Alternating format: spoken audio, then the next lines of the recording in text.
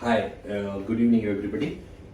As we all know that I'm supposed to be submitting my clinical examination of lumbar spine and hip examination as a part of my module activity for module 3 for my PG diploma in sports medicine, exercise medicine. For clinical examination of lumbar spine and hip examination, I have taken one of my colleague, that is Dr. KK, as my subject, and he has readily given his consent to participate as a subject for the clinical examination of the same. So I would like to introduce Dr. KK, who is going to be our subject today.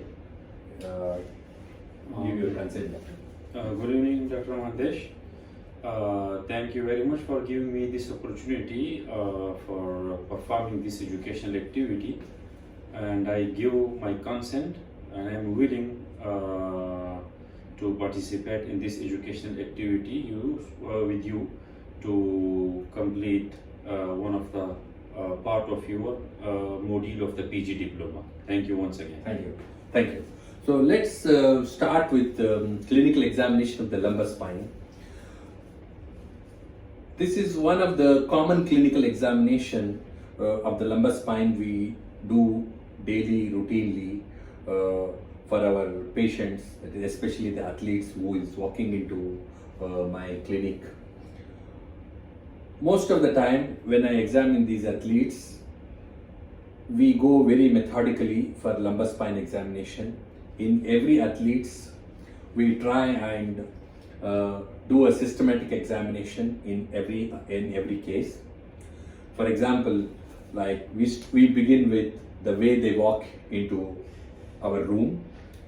Like we examine their gait pattern. We also examine their cadence. We examine their stride length.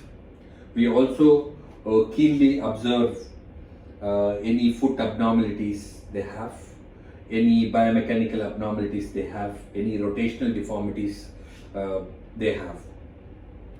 And also followed by that, we start with inspection, then followed by that palpation, and then we examine the range of movements, then we do a special test. In order to have a proper convenience of lumbar spine examination, I would like to go according to the position wise. Like I will start with examination in standing position, and then I will move on to sitting position. Then we can make a supine position examination. Then followed by that, we can switch over to a prone position. So here to begin with, Doctor, can you remove your shirt off? You can remove your shirt off. Yeah. We'll examine you in a standing position first. So while removing the shirt itself, we can observe that sometimes it can be very painful because of the lumbar spine pathologies. So during standing position, we can keenly observe the paraspinal muscles, any scars, any bruises, wasting of the muscles. All these abnormalities can be observed, and then followed by that, we can move on to the movements of the spine. So can we have you at the sides? So we can also look at the alignment of the lumbar spine. That is, lumbar spine normally has a lordosis. Then the thoracic spine has a kyphosis. Then a cervical spine has a lordosis. So we have lordosis at cervical spine and kyphosis at thoracic spine and lordosis at the lumbar spine. Most of the time in lumbar spine pathologies like discogenic pain or a disc pain, we can see the obliteration of the lumbar spine because of the severe muscle spasm. Then moving on to the movements of the lumbar spine, we can start with the forward flexion of the lumbar spine. We can ask him to move forward. Doctor, can you just bend your back and can you try and touch your tip of the fingers with the toes? Yeah. This is the lumbar spine flexion movements. Yeah, you can come back. Yeah, you can come back. Okay. Yeah. Then can you try and lean backwards? Yeah, this is the lumbar spine extension movements. Fine. Yeah, during this movement sometimes can be lumbar extension can be very painful. This indicates SI joint pathology or a fars defects, though it's not a specific test. And even the lumbar spine flexion also can be painful due to disc pathologies. Okay, now let's move on to side bending. Can you just bend your back and try and touch your knee with your fingers? Yeah. This is the side bending movements of the lumbar flexion. This is side flexion, and then this is on the other side. Usually they cross at the knee joint or cross the knee joint. Fine. Okay. We can at the same time we can also have rotational movements of the lumbar spine. Yeah, can you just lean backwards a little bit? Yeah, and then rotate on the right, on this side, on my side. Okay, and then can you turn on this other side, right side?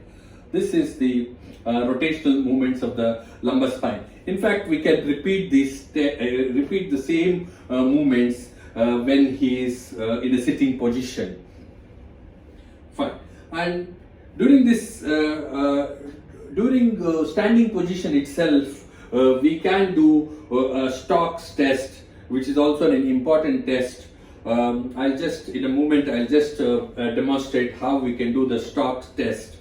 So can you just lean backwards and can you stand on one leg? Yes. Yeah. If he has a pain if he points at a pain in the SI joint, it suggests you can.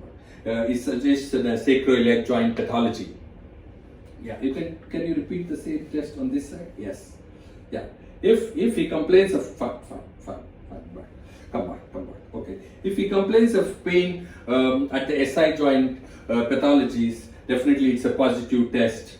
Could be sacroiliac joint pathology or a fast defect pathology. Okay, fine. Then we move on to a Schober's test. At the same position, we can see the lumbar flexion movements. We can measure the lumbar flexion movements, which is a very important test to detect inflammatory pathologies.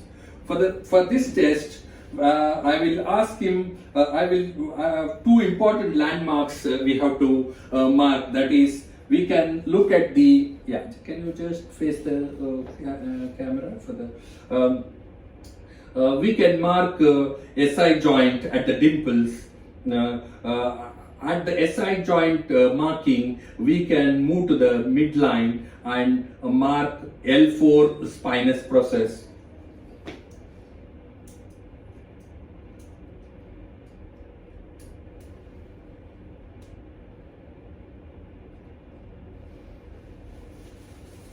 Just a moment. Can you just little come backwards so that you can bend forward and we can see and at the level of L4 spinous process, from the L4 spinous process,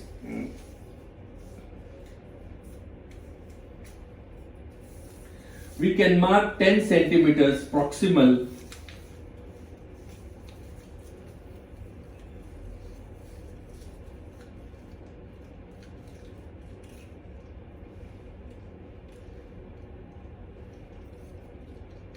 10 centimeters proximal to L4 spinous process and 5 centimeters distal to L4 spinous process. Just mark this other point.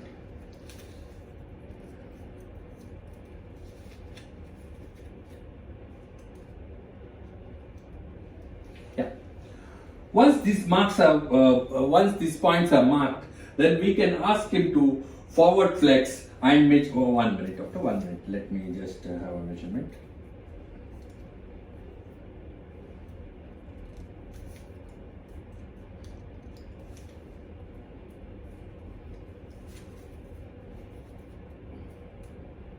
Okay, can you bend forwards?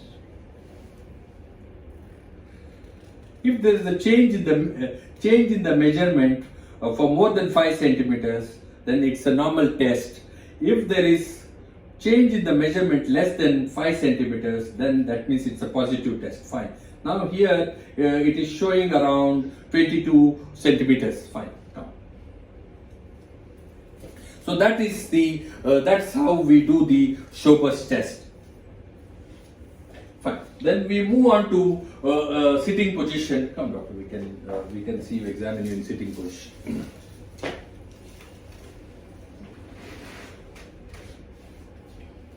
As we see in sitting position, also we can try to examine paraspinal muscles for spasm, and also we can look at the alignment of the spine. In this position, it is a very useful position to test the alignment of the lumbar spine, because the pelvis is been fixed to the couch. We can omit the excess movements of the pelvis in order to look for the accuracy of the lumbar spine movements. That is, we can ask for a lumbar flexion. We can ask for an extension. He can extend backwards, and then he can rotate. He can rotate. Yeah, fine. He can rotate on either side to look for the rotations of the spine. Fine.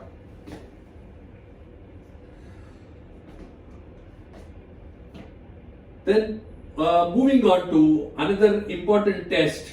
I think, doctor, you can come towards this side so that we can do the slump test. Okay, come from this side. Yeah, fine. You can sit. You can sit. During this position itself, we can do another important test called as slump test to detect neural stress test, neural tension. So can you just hug your with your hands backwards and try and this is the relax. Then we can ask him to extend his knee with the dorsiflexion. Can you just lean backwards?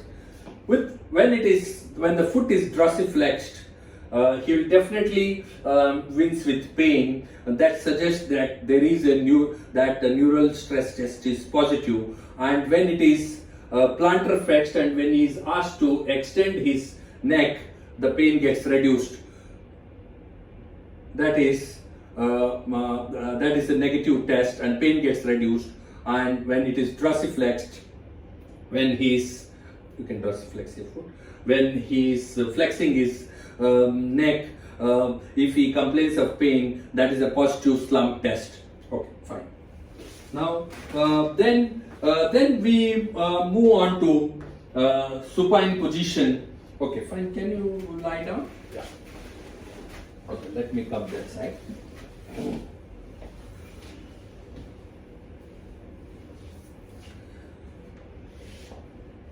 During supine position, we basically try to do many special tests, that is straight leg rising test, then crossed SLR, then also we can do a Faber test, then we can also quickly look at the distal neurovascular, we can also do quickly distal neurovascular examination. That is, we can look at the posterior tibial pulsation, and then also we can look at the dorsalis pedis pulsation. Then we can quickly examine the distal muscular examination. We can do. Can you wriggle your toes, doctor? Yeah. Can you wriggle your toes? Yeah. Can you dorsiflex your foot? Can you take your foot up? Yeah. We can quickly examine the dorsiflexion of the foot, and also can you press my finger? We can see the plantar flexion of the foot. So we can quickly examine the like L4, L5 and S1 myotome. Then we can move to sensory examination, that is the sensation of on both sides for both feet. Look at the sensation at the lateral border of the foot and also on the dorsum of the foot, and then on the medial border of the foot. Then the sensations at the legs on the lateral aspect and on the medial aspects on both sides. That's how we can quickly complete the examination, quickly complete the neuromuscular examination. Then moving on to special test, that is straight leg rising test. I usually divide straight leg rising test into active straight leg rising test and a passive straight leg rising test. Can you just lift your leg up straight with the knee extended? Yes. Yeah. Bring it back, bring it back, bring it back. This is active SLR test. If he complains of pain, can you do once again? If he complains of pain past the knee, in the leg and the knee, then it is a positive active SLR test.